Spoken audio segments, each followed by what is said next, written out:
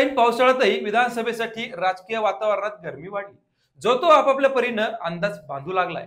लोकसभा निवडणुकीचा निकाल पाहता महायुतीपेक्षा महाविकास आघाडीकडून उमेदवारी करणाऱ्यांची संख्या मोठी असल्याचं दिसून येत आहे. नगर शहरात देखील यापेक्षा वेगळं चित्र नाही.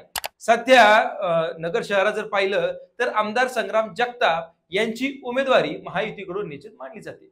परंतु असं असलं तरी सध्याच्या परिस्थितीमध्ये आमदार संग्राम जगताप नेमकं कोणत्या पक्षाकडून उमेदवारी करणार हे देखील पाहणं महत्त्वाचं ठरणार आहे. त्याला कारणही तसंच आहे.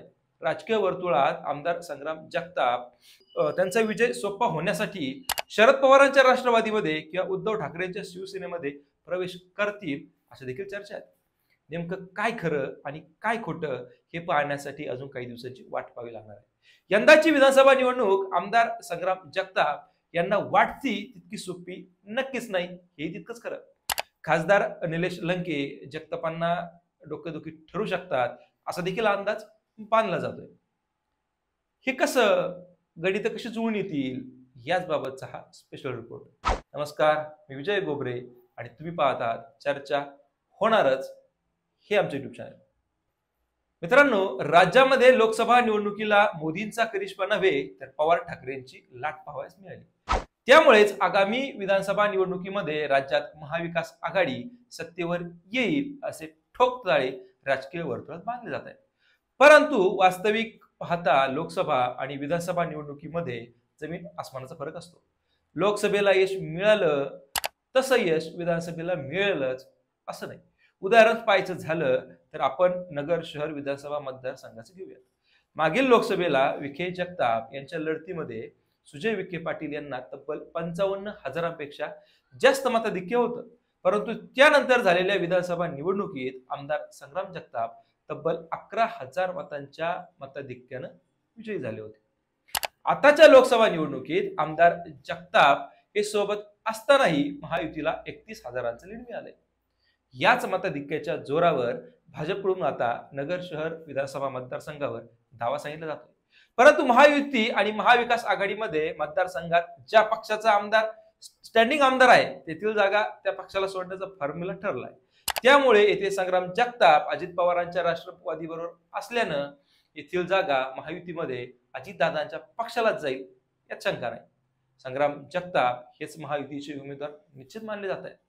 परंतु असं असलं तरी जगताप यांना महायुतीकडून लढणं योग्य आहे का हे देखील पाहावं लागणार आहे. दुसरीकडे शरद पवारांच्या राष्ट्रवादीकडून किंवा उद्धव ठाकरेंच्या शिवसेनेकडून आमदार जगतापांना रेड कार्पेट पसरवलं जाऊ शकतं किंवा जगताप पवार ठाकरेंकडे जाऊ शकतात असा देखील अंदाज मानला जातोय. या शक्यतांमुळे जगताप नेमके कोणत्या पक्षाकडून उमेदवारी करतात हे देखील पाहणं महत्त्वाचं ठरणार आहे. त्यांना पवार ठाकरे हे पक्षप्रवेश देऊ शकतात का? जगताप महायुतीकडून उमेदवार झाल्यास मूळ भाजप त्यांना मदत करेल का? विखे पाटील जगतापांना मग त्यावेळेस मनापासून साथ देतील का? महायुतीचे जगताप उमेदवार असतील तर त्यांना जे काही मुस्लिम वोटिंग आहे ते स्वीकारेल का? अशा अनेक प्रश्नावर नगरकरांच्या डोक्यात सध्या कहूर माजले. परंतु या प्रश्नांची उत्तरं मिळवण्यासाठी नगरकरांना थोडीशी वाट पाहावी लागणार आहे. आता आमदार जगतापांना पाडणं इतकं सोपं नाही. मागील विधानसभा निवडणुकीमध्ये आमदार संग्राम जगताप यांनी स्थानिक पातळीवर निवडणूक हाताळली. एवढंच नव्हे तर home to home micro planning करत दणदणीत विजयी मिळवला. आजही जगताप यांची यंत्रणा सर्वाधिक पॉवरफुल असल्याचं बोललं जात आहे. सध्या तरी जगताप यांच्या विरोधात नगर शहरात आश्वासक चेहरा समोर आलेला नाही. जगताप यांच्या विरोधात निवडणूक लढण्यासाठी माजी महापौर अभिषेक कळमकर, भगवान फुलसौंदर, अभय आगरकर, बाबासाहेब वाकळे, अनिल शिंदे, संभाजी कदम, दिलीप सातपुते, बाळासाहेब बोराटे, किरण काळे, विक्रम राठोड आदी नावे समोर आहेत आणि हे सगळे गुडघ्याला बाशिंग मधून आहेत. परंतु वरिष्ठ कोणाच्या गळ्यात उमेदवाराची माळ टाकतात हे देखील पाहणं महत्त्वाचं ठरणार आहे. राजकारणामध्ये मुरब्बी असलेले संग्राम जगताप यांना पाडणं इतकं सोपं नसलं तरी राज्यातील महायुतीच्या विरोधात असलेलं वातावरण, मुस्लिम वोटिंग असेल किंवा नाराज झालेला मराठा समाज असेल, यांचं महाविकास आघाडीला असलेली साथ, यावरून जगतापांना वेगळंही काहीतरी निकाल पाहावा लागू शकतो असा देखील एक मतप्रवाह नगरमध्ये आहे. आता निलेश लंकेंचा एक विचार करूया. निलेश लंके देखील शहरामध्ये अडचणीचे ठरू शकतात. निवडणुकीमध्ये लोकसभेच्या विखे यांना जगतापांनी साथ दिली, तशीच साथ नगरमधील महाविकास आघाडीच्या पदाधिकाऱ्यांनी लंके यांना दिली. आज लंके यांची नगर दक्षिण मतदारसंघात क्रेज आहे.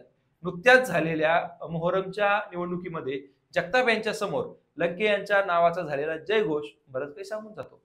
दक्षिणेतील पारनेरसह नगर, शेवगाव पाथर्डी, श्रीगोंदा, कर्जत जामखेडमध्ये आजही लंकेंची क्रेज कायम दिसते. त्यामुळे या मतदारसंघातील महायुतीच्या उमेदवारांना लंके नक्कीच अडचणीचे ठरू शकतात. नगर शहरामध्ये जर सर्व मतांचं आपण गणित पाहिलं तर लंके फॅक्टर या ठिकाणी महत्वाचा मानला जातोय.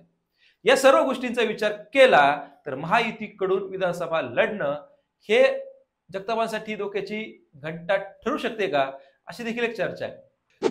त्यामुळे आता संग्राम जगताप नेमकी काय भूमिका घेत आहेत हे पाहणं देखील महत्वाचं आहे. महायुतीकडून उभे राहत आहेत की पुन्हा महाविकास आघाडी सोबत जात आहेत किंवा इतर काही, किंवा लंके फॅक्टर कसा चालतोय, हे सगळे गोष्टी किंवा हे सगळे पाहण्यासाठी आपल्याला आणखी काही दिवसाची वाट पाहावी लागणार आहे. आपण त्यावर देखील चर्चा या पुढील एपिसोडमध्ये करणार आहोत. पुन्हा भेटूयात अशाच नवनवीन विषयावर. व्हिडिओ आवडला असेल तर व्हिडिओला लाईक आणि चॅनलला सबस्क्राईब करायला विसरू नका. पुन्हा भेटूयात नवीन विषयावर. तोपर्यंत धन्यवाद.